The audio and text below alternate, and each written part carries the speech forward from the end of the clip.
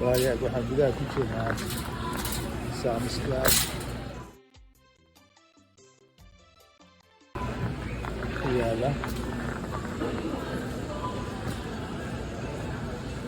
Redley.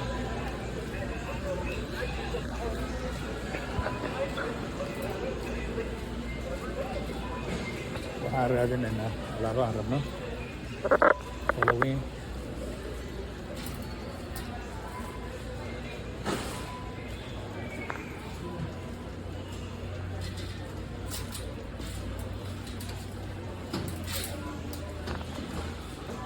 mashiinkan keligiis ayaa inventoryga sameeya.